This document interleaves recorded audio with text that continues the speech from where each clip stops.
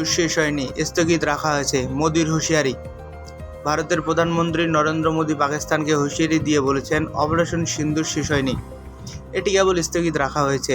সোমবার জাতির উদ্দেশ্যে দেয়া ভাষণে এই হুঁশিয়ারি দেন মোদি। মঙ্গলবার ভারতীয় গণমাধ্যম এনডিটিভির প্রতিবেদনে এ খবর জানানো হয়েছে। জম্মু ও কাশ্মীরের পেহেলগামে ভয়াবহ হামলার পর পাকিস্তানের ভারতের অপারেশন সিঁদুর নিয়ে জানাতে জাতির উদ্দেশ্যে ভাষণ দেন মোদি। মোদি বলেন, পাকিস্তানের জানা উচিত, হামলা এখনও শেষ হয়নি। সন্ত্রাসবাদী স্থাপনার বিরুদ্ধে পাকিস্তানের পদক্ষেপ নেয়ার প্রতিশ্রুতি দেওয়ার পরেই এগুলো কেবল স্থগিত রাখা হয়েছে। তিনি আরও বলেন, আগামী দিনগুলোতে আমরা পাকিস্তানের প্রতিটি পদক্ষেপ এই মানদণ্ডে পরিমাপ করব যে পাকিস্তান ভবিষ্যতে কী ধরনের মনোভাব গ্রহণ করবে। যদি পাকিস্তান পিছু হটে বা বিভ্রান্ত করে, আমি আবারও বলছি, আমরা কেবল আমাদের প্রতিশোধমূলক পদক্ষেপ স্থগিত করেছি। 22 মিনিটের ভাষণে প্রধানমন্ত্রী নরেন্দ্র মোদি ভারতের ড্রোন এবং ক্ষেপণাস্ত্র হামলা যে পাকিস্তানের পরিকল্পনার বাইরে ছিল তার একটি সারসংক্ষেপ তুলে ধরেন।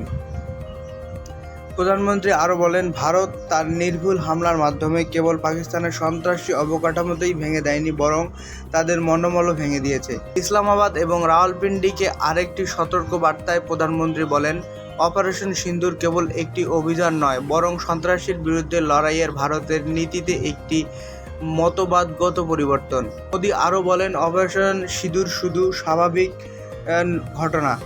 যেখানে সন্ত্রাসী ঘাঁটি রয়েছে সেখানেই ভারত আক্রমণ করবে এবং আমাদের দেশে আক্রমণ করা হলে তার জবাব জোরালোভাবে দেবে।